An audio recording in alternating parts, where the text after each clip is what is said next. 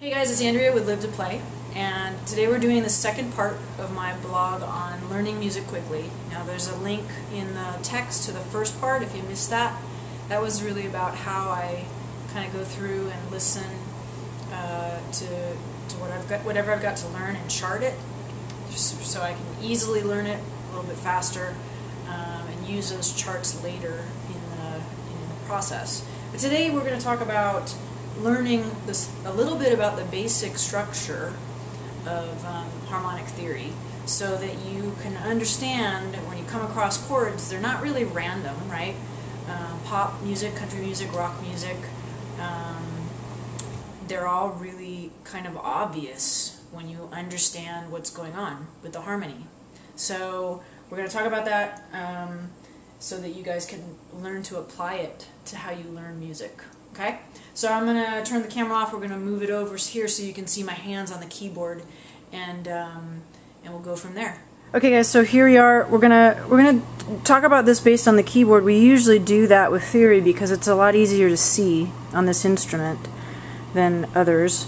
So we start by teaching theory based on the C scale. Okay, we find the C by finding the two black keys, going one to the left. That's middle C here. And so from white key to white key, C to C, we don't have to play any of the black keys, right? And so we can start by talking about how we build harmony really easily by looking at it at the C scale on just the white keys, okay? So if we look at it as C is the 1 here, right? We're going to call it the root. That means it's going to be the 1 of the scale. D is going to be 2. E following it is going to be 3.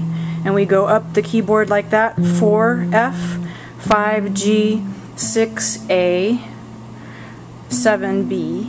And then we're back at an octave. We don't really count the octave C, right? It's the same as the 1. Or 8 if you're being complicated. Okay, so with that scale, we can build basic harmony by building in thirds on every note in the scale. And we're going to start with the 1 on C. If we build that in a third, what we do is we skip every other finger. So I'm playing a C, an E, and a G.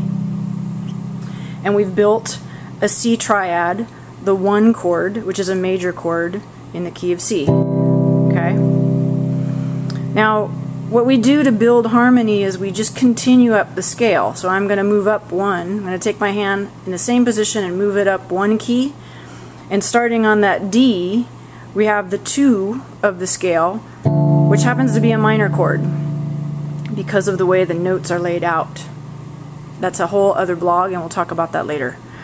Okay, if we do that again and we move up 1 key to E, we have the 3 chord of the C scale, which is E minor, E, G, and B, right?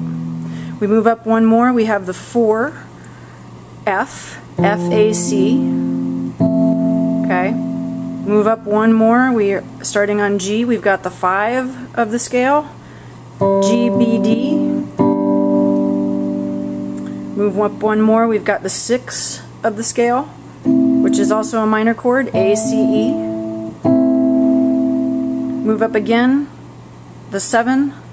We've got B, D, and F, okay? And that's a diminished chord. We'll talk about that in another blog too. And if we go all the way to the 1 again, up here on the octave, we're back at the C triad, okay? So that's basically where we start with harmony.